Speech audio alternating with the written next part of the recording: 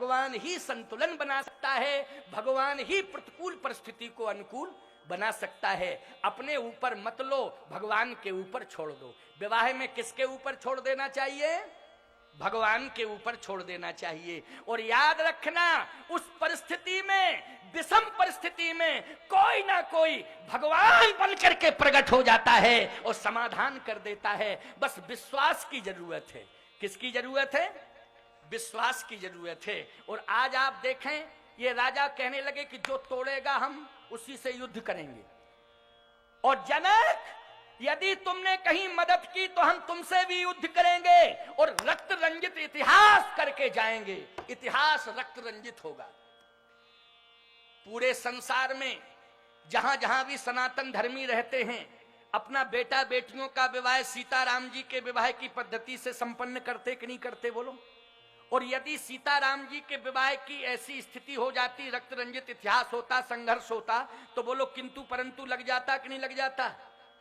और किसी ना किसी प्रकार से एक प्रश्न चिन्ह लग जाता कि नहीं लग जाता? लेकिन प्यारे, आज आप देखें, सावधानी से सुनना, जनक की भूमिका का निर्वाह करना। जो भी कन्या पक्ष के लोग बैठे हों वो जनक की तरह गंभीर बन जाएं, और जो वर पक्ष के लोग बैठे हों अथवा जो नौजवान विवाह की भूमिका में बैठे हों, वो श्री राम जी की परंपरा को स्वीकार करते हुए आज की कथा से प्रेरणा प्राप्त कर लें, बहुत बड़ा संबल मिलेगा। और जो माँ की भूमिका में बैठी हैं वो सुनैना जी की गंभीरता से शिक्षा ले लें, सुनैना जी की प्रेरणा ले लें। आज के प्रसंग से कितना बढ़िया संतुलन बनेगा। मात्र 15 मिनट की चर्चा, 15 मिनट में देखो संतुलन कितना बढ़िया बनता है। अब जनक जी महाराज रो रहे हैं। जैसे ही जनक जी की आंखों में आंसू थे, वीर विहीन मही में जानी, वीर विहीन हो गई पृथ्वी। मैं जानता था इस पृथ्वी पर वीर रहते हैं, वीर भोग्या वसुंधरा, लेकिन जनक तू भ्रम में था। पृथ्वी वीर विहीन हो गई। वीर विहीन मही में जानी, अब जन को माखे भटमानी। उसी समय जैसे वीर विहीन कहा तो लक्ष्मण जी के कान में आवाज पहुंची। समझना जरा, लक्ष्मण जी के कान में जैसे ही आवाज पहुंची, जनक जी ने कहा, अब जन को माखे भटमानी, ओ वीर विहीन मही में जानी। वीर विहीन, पृथ्वी वीरों से विहीन है। उसी समय माखे लखन कुटिल भई भोए, रदपत फरकत नैन रिसोहे। लक्ष्मण जी की आंखें लाल हो गई, ओंठ फड़कने लगे, शरीर कांपने लगा। अच्छा भाई, क्रोध आ गया कि नहीं आंखों में? ओंठ फड़कना, आंखें लाल होना, शरीर कपना, बोलो क्रोध है कि नहीं? लक्ष्मण जी कांपने लगे, क्रोध आ गया। लेकिन क्रोध आ गया, लेकिन संतुलन नहीं बिगाड़ा। प्रमाण क्या है कि संतुलन नहीं बिगाड़ा?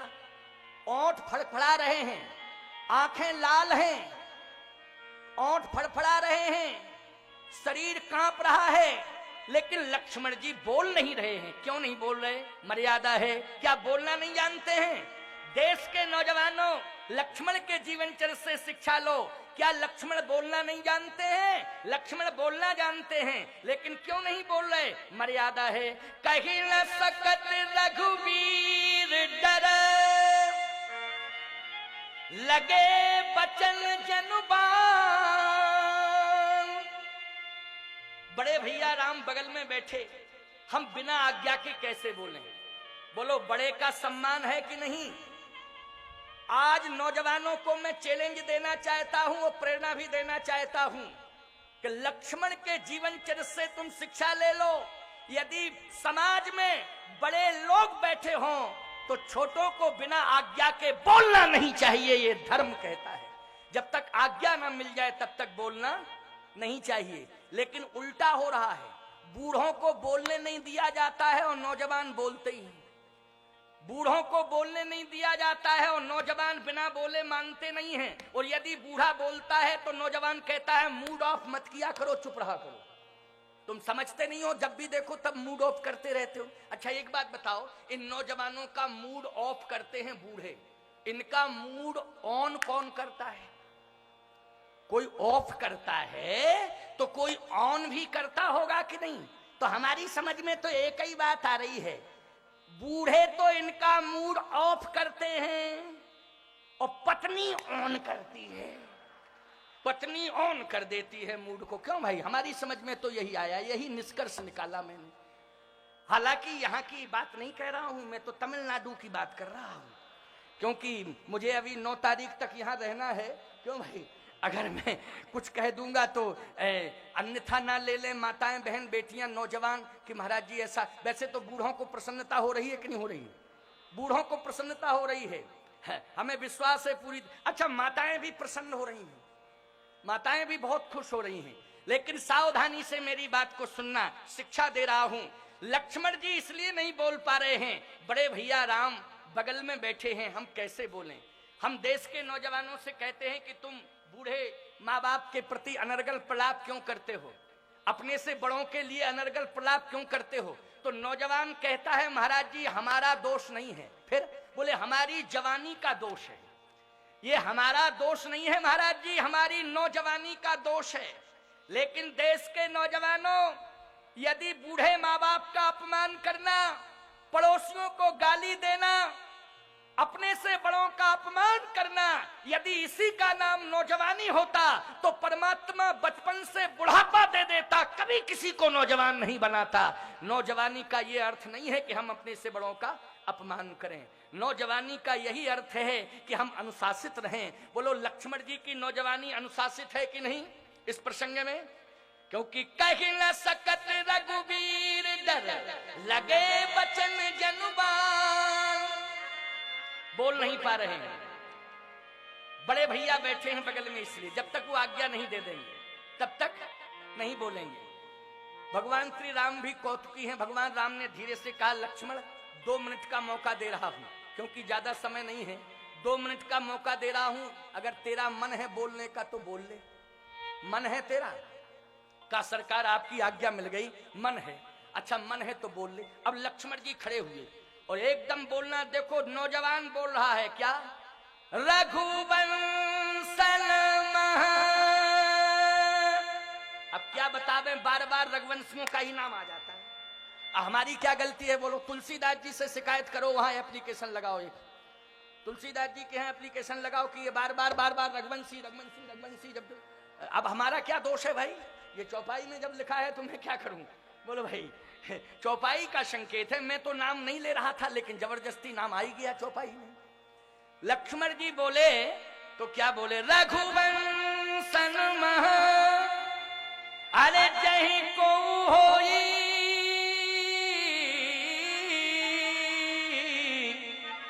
तही समाज यस कहन कोई, तही समाज अस कहन कोई। जहां रघुवंशी जैसे वीर बैठे हों वहां कोई समाज में ये कहने की हिम्मत नहीं जुटाता है। कहीं जनक जस अनुचित बानी। और एक बात मैं फिर भी कह रहा हूं, प्रभु श्री राम के चरण को पकड़ लिया लक्ष्मण ने और कहा महिमा तो प्रताप भगवाना, और दौड़ के गए धनुष की ओर। बोले का बाप रो पिनाक पुराना, कमल नाल जिम चाप चढ़ावो, और जो जन सत प्रमाण ले धावो। तोड़ो छत्रक दंड जिम। ऐ धनुष, तुम वीरता का प्रदर्शन कर रहा है, मैं छत्रक दंड की तरह तुझे तोड़ सकता हूं। छत्रक दंड की तरह, छत्रक दंड की तरह। राम जी ने कहा बल का प्रदर्शन कर रहे हो। जनक जी बोले ये छत्रक दंड क्या है? ये छत्रक दंड क्या है? अच्छा ईमानदारी से बताओ, छत्रक दंड बरसात में खेतों की मेड़ पर जो छत्र तन जाता, क्या कहते? कुकुरमुत्ता। अच्छा उसको ऐसा बोलते हैं? अच्छा अच्छा, देखो हमारी भाषा विश्व के लोग सुन रहे हैं, वो भी समझ लें भारत में कुकुरमुत्ता भी होता है। क्यों भाई? हमारी बात जो है लाइव के माध्यम से, साधना चैनल के माध्यम से बोलो, पूरे कई देशों में जा रही है, भारत में तो सब सुन ही रहे हैं, अन्य देशों में भी हमारी बात, चलो कोई बात नहीं है। छत्रक दंड कहते हैं, मुलायम मुलायम सा होता है, छत्र दंड आता है। अच्छा, उसमें कितनी ताकत होती है? अच्छा, क्रेन जब आती है तब उसे खींचती है, तब हटता है वो। क्रेन हटाती होगी उसको, इतनी ताकतवर होता है छत्रक दंड। एक हवा के साधारण झोंके में बोलो न्यस्त नाबूद हो जाता है कि नहीं हो जाता है? एक हवा के साधारण झोंके में ही नष्ट नाबूद हो जाता है। छत्रक दंड में कोई ताकत नहीं होती। अये धनुष, ये 10,000 राजा जो बलवान सिद्ध कर रहे हैं अपने को, सब कायर हैं, अगर इन्होंने हिला नहीं पाया तो तू क्या समझता है? मैं रघुवंशी वीर यहाँ पर आज तुझे बता देना चाहता हूं कि छत्रक दंड की तरह मैं तुझे तोड़ दूंगा। तोड़ो छत्रक दंड दिम। भगवान ने देखा तो दौड़ के चरण पकड़ लिए, तो प्रताप बलनाथ, आपके बल से, अपने बल से नहीं, आपके बल से, अपने बल से। देखो मर्यादा है कि नहीं, जल्दी बोलो। क्रोध में कंट्रोल है कि नहीं, बोलो। मर्यादा संयम है कि नहीं। इधर चैलेंज भी कर रहे हैं धनुष को, उधर भाई के चरण भी पकड़ रहे हैं। बोलो, देश के नौजवान में मर्यादा है कि नहीं? भारत के नौजवानों, आज पूरे विश्व को तुम बता दो कि हमारे अंदर शक्ति भी है, लेकिन शक्ति सील के नियंत्रण में है, अपने से बड़ों के नियंत्रण में है। बड़े लोग जब भी आदेश देंगे, ये जवान का सिर उनके चरणों में झुक जाएगा, उनकी आज्ञा का पालन करेगा। ये लक्ष्मण जी ने बता दिया। भगवान राम ने कहा, लक्ष्मण अब तुम शांत होके बैठ जाओ, बैठो बैठो बैठो शांत होके। जनक जी ने अपने आंसुओं को रोक नहीं पाया। जैसे ही रोक नहीं पाया तो विश्वामित्र जी ने जनक जी की वेदना को देखा। अच्छा, जैसे ही देखा तो तुरंत श्री राम जी से कहा, राम भद्रजू। राम जी ने गुरु जी को देखा, लक्ष्मण को शांत बिठाल दिया, और जैसे ही देखा राम जी ने गुरु जी को, तो गुरु जी ने इशारा किया, उठा हो राम, हे राम उठो। राजा लोग बोले, कैसा नाटक हो रहा है? बड़ा वाला खड़ा होता, छोटा बैठ जाता, जब छोटा बैठ जाता तो बड़ा खड़ा हो जाता। देखो देखो देखो, ये तमाशा देखो क्या हो रहा है। विश्वामित्र जी ने कहा, तुम इधर उधर मत देखो राम, उठा हो राम, भल जाओ भव चापा, ओ मैं दहु तात जनक परितापा। हे राम उठो, धनुष को तोड़ो और जनक के संताप को मेटो। अब विलंब मत करो, उठो, धनुष को तोड़ो, जनक के संताप को मेटो। अच्छा, राम जी कैसे चले? देखो, ये राजा लोग धनुष के पास चले थे तो सीना तान के चले थे, और राम जी कैसे चले? बोले कैसे चल रहे हैं? सही जहीं चले सकल जग स्वामी, मनहु मत बर कुंजर गामी। सही जहीं चले मनहु मत बर कुंजर गामी, मनहु मत बर कुंजर गामी। जैसे मतवाला हाथी, कैसे चल रहे हैं? मतवाले हाथी की तरह चल रहे हैं। आपने हाथी को देखा होगा और हाथी की चाल को भी देखा होगा। हाथी जब गांव में चलता है तो मस्ती में चलता है कि नहीं चलता? बोलो, चलता है। भगवान राम ऐसे ही चल रहे हैं। जैसे जनकपुर वासियों ने राम जी को चलते देखा तो आरती सजा ली और आरती उतारने के लिए तैयार हो गए। आपके गांव में हाथी जब प्रवेश करता है तो गांव वाले भी आरती लेके आ जाते कि नहीं आ जाते? बोलो, कि गणेश जी आए, हमारे गांव में गणेश भगवान आए हैं, तो आरती उतारने के लिए गांव के लोग तैयार हो जाते कि नहीं? ऐसे जनकपुर वासी आरती लेकर के तैयार हो गए। राम जी मतवाले हाथी की तरह चल रहे हैं। आरती गांव वाले उतारने को तैयार हैं, हाथी मस्ती में चल रहा है, लेकिन गांव के कुत्ते आरती में सम्मिलित होते के पीछे भौंकते हैं। जल्दी बोलो, कुत्ते गांव के पीछे जाके भौंकते हैं, हाथी के पीछे कि नहीं भौंकते? अच्छा, हाथी ने क्या बिगाड़ा इनका जो भौंक रहे हैं? है नालायक कि नहीं ये कुत्ते? बोलो भाई, जब हाथी कुछ ले दे नहीं रहा है, बोल नहीं रहा है, आराम से चल रहा है, तो इनको भौंकने की क्या जरूरत है? और ये भी जान रहे हैं कि जो मालिक हमारा जो रोटी देता है हमको, जिसके दर पे हम पलते हैं, जब वो आरती उतार रहा है तो आखिर हमें मालिक की ही शान को रखना चाहिए कि मेरा मालिक जिसका सम्मान कर रहा है हमें भी उसका सम्मान करना चाहिए। और सम्मान नहीं करना चाहिए तो अपमान नहीं करना चाहिए। लेकिन पीछे जाके ये भौंकते हैं।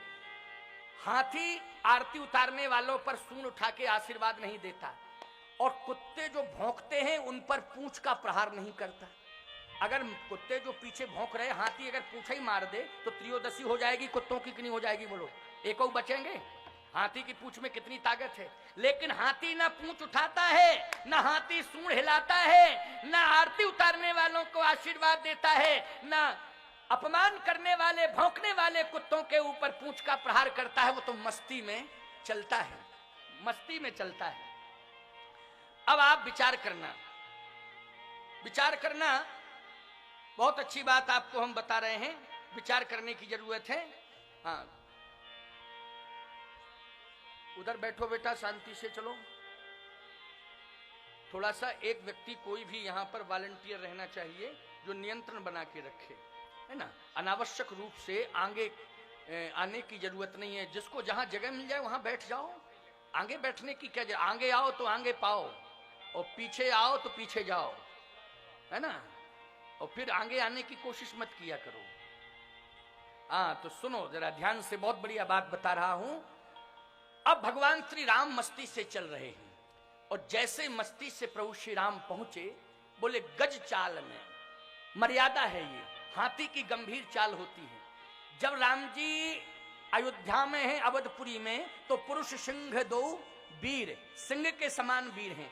और मिथिला में है, जनकपुर में है, तो मनहु मतवर कुंजर गामी हाथी। हाथी और सिंह में अंतर होता है कि नहीं होता है?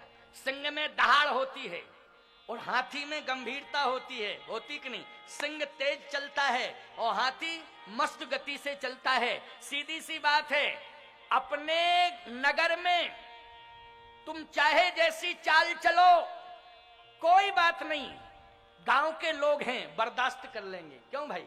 हम तुम्हारा गांव है, तुम अपने गांव में तेज चल रहे हो, दौड़ रहे हो, दहाड़ रहे हो, तुम्हारा गांव है, गांव के लोग मर्यादा को देखते हुए बर्दाश्त कर लेंगे, कोई बात नहीं है। लेकिन याद रखो, जब दूसरे के नगर में प्रवेश करो तो सिंह बन के नहीं, हाथी की तरह गंभीर बन करके दूसरे के नगर में प्रवेश करना चाहिए, जिससे तुम्हारे नगर की, तुम्हारे गांव की, तुम्हारे खानदान की मर्यादा सुरक्षित रह सके। ये धर्म कहता है, ये प्रेरणा मिली है नौजवानों को। भगवान श्री राम ने यही किया कि जैसे ही धनुष के पास पहुंचे, और धनुष के पास पहुंचते हैं तो पहुंचते ही धनुष कैसा हो गया जानते हो? दाहिन दियो पिनाक तो समिट के भयो मनाक। धनुष छोटा हो गया, बिल्कुल छोटा। राजा बोले छोटा हो गया, छोटा हो गया, छोटा हो गया। देखो, दूसरा बोला छोटा हो जाने दो, टूटना नहीं चाहिए, छोटा हो जाए बढ़ जाए क्या दिक्कत की बात, टूटना नहीं चाहिए। ए धनुष टूटना नहीं, खबरदार, टूटना नहीं। अब धनुष तो मौन है। जैसे ही छोटा हुआ, भगवान राम ने कहा धनुष हम तुम्हें उठाने के लिए आए हैं। धनुष बोला प्रभु स्वागत है आपका, उठा लो, उठा लो, मैं आपके हाथों से उठूंगा तो मैं धन्य हो जाऊंगा। भगवान ने कहा लेकिन उठाऊंगा ही नहीं, तुझे खींचूंगा। कहे सरकार आपके हाथों में हूं, आप चाहे जो कुछ करें, और खींच के मैं तुझे तोड़ दूंगा। वैसे मैं किसी को अपने हाथों में ले लेता हूं तो तोड़ता नहीं हूं। क्यों भाई? भगवान जिसको हाथों में ले लें तो तोड़ते हैं, उसे हृदय से लगाते हैं, हृदय से लगाते हैं। लेकिन मैं उठाऊंगा और तुझे खींचूंगा और तुझे तोड़ूंगा। लेकिन एक वचन दे रहा हूं कि मैं तुझे जब तोड़ूंगा तो बैकुंठ भेज दूंगा। बैकुंठ में तुम रहोगे, बैकुंठ वास तुम्हें मिलेगा, तुम सदा बैकुंठ में रहोगे, आवागमन के बंधन से मुक्त हो जाओगे, तुम्हें मुक्ति मिल जाएगी। धनुष बोला सरकार वैसे तो हम बोलना नहीं चाहते थे, लेकिन अब मैं बोलना, मेरी मजबूरी है, अब मैं बोलना चाहता हूं, मुझे क्षमा करना। आप बैकुंठ में भेज देंगे, मुझे मुक्ति मिल जाएगी और मैं आवागमन के बंधन से मुक्त हो जाऊंगा। लेकिन सरकार मैं बैकुंठ नहीं जाना चाहता हूं, मुझे मुक्ति नहीं चाहिए। भगवान बोले मुक्ति सबको चाहिए, तुम्हें मुक्ति क्यों नहीं चाहिए? आहा, धनुष कहता है सरकार बैकुंठ में मुक्ति का वास है और जनकपुर में भक्ति का वास है। हमें मुक्ति नहीं चाहिए, हमें तो जनकपुर की भक्ति चाहिए। इसलिए तोड़ करके आप जनकपुर की भूमि पर डाल देना, क्योंकि यहाँ सदा भक्ति का वास रहता है। भगवान ने कहा तो 2 भागों में कर दूंगा तो तुम्हें गिलानी पैदा नहीं होगी। धनुष बोला प्रसन्नता महसूस होगी। कहा क्यों प्रसन्नता महसूस होगी? इसलिए सरकार कि अभी मैं अकेला था तो एकमात्र जानकी जी के श्री चरण कमल में मेरा समर्पण था, लेकिन जब से आपके चरण पधारे तब से मुझे यही लग रहा था कि काश में 2 भागों में होता तो एक भाग मां जानकी के चरण में होता और दूसरा भाग प्रभु श्री राम के चरण में होता। इसलिए 2 भागों से मुझे प्रसन्नता होगी। एक भाग तो मां मैथिली के चरण में रहेगा और दूसरा भाग प्रभु श्री राम आपके चरण में रहेगा। इसलिए आप जल्दी करो, तुरंत ही 2 भागों में कर दो। भगवान ने कहा तुम संतुष्ट हो? कहा बिल्कुल संतुष्ट हैं, आप तो तुरंत ही तोड़ो और जयमाला कार्यक्रम कराओ। गोस्वामी जी कहते हैं लेत चढ़ावत खेचत गाढ़े ओ काहू न लखा देख सब ठाणे तही छन राम मथ धनु तोरा ओ भरे भुवन धुन घोर कठोरा। भगवान ने 2 खंड कर दिए धनुष के। बोलिए राजा रामचंद्र भगवान की। भगवान ने 2 भाग कर दिए धनुष के और जैसे ही धनुष टूटा, याद रखना, अब देखो थोड़ा सा 5 मिनट की बात है, जरा ध्यान से सुनना। धनुष टूटा, राजाओं ने कहा सावधान खतरा, तलवार निकालो, युद्ध प्रारंभ। और राजाओं ने तलवारें निकाल ली। अब जैसे ही तलवारें निकली, अब धनुष ने ध्यान मोड़ दिया। कैसे मोड़ा? देखो ये युद्ध करने के लिए तैयार थे, लेकिन धनुष ने कैसे मोड़ा? राजाओं ने कहा धनुष तुमसे कहा था टूटना नहीं, लेकिन तुम टूटे क्यों? धनुष बोला 1 मिनट हमारी बात सुनो, इसमें गलती हमारी नहीं है। फिर किसकी गलती है? बोले तुम लोगों में कोई उस जगह पर पकड़े था जहां से हमें टूटना था, वहीं पकड़े था। तो जहां से हमको टूटना था वहीं पकड़े था, तो हम टूटते कहते। राजाओं ने कहा नालायक राजाओं ने, गलती हम लोगों की ही है। हम लोगों की वजह से हम लोगों की पराजय हुई है, किसी दूसरे की वजह से नहीं हुई है, हम लोगों की वजह से हुई है। सबसे पहले अपने आप से में निपट लो। सबने तलवारें निकाली, बोले एक दूसरे को मारना शुरू कर दिया।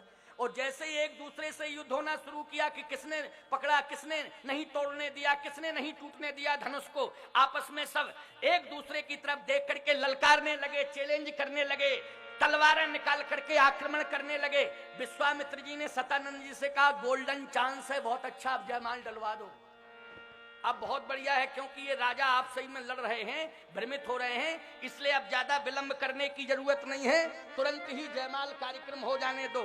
ये सीताराम जी के चरणार बिंदों की जयमाल है और उन्हीं के कंठ में श्री जानकी जी के द्वारा श्री राम जी के कंठ में जयमाल कार्यक्रम संपन्न हो रहा है। सतानंद जी ने कहा जल्दी करो। सतानंद तब आय सुदीना सीता गवन राम पहिकी। सीता जी जैसे ही जयमाल लेकर के पहुंची, सुनत जुगल कर माल उठाई, प्रेम विवश पहिराई न जाई। माला उठाई लेकिन प्रेम के कारण पहना नहीं पा रही हैं। पीछे से सखी बोली पहनाओ पहनाओ। सीता जी बोली प्रयास तो खूब कर रहे लेकिन पहना नहीं पा रहे हैं, थोड़ा सा आप कह दो कि सिर झुका लें। पीछे से सखी बोली राम लला जी सिर झुका लो। राम जी मन किए सिर झुकाने का, तब तक लक्ष्मण जी बोले धनुष का धनुष तोड़े, ऊपर से झुकें अलग? बिल्कुल नहीं झुकेंगे।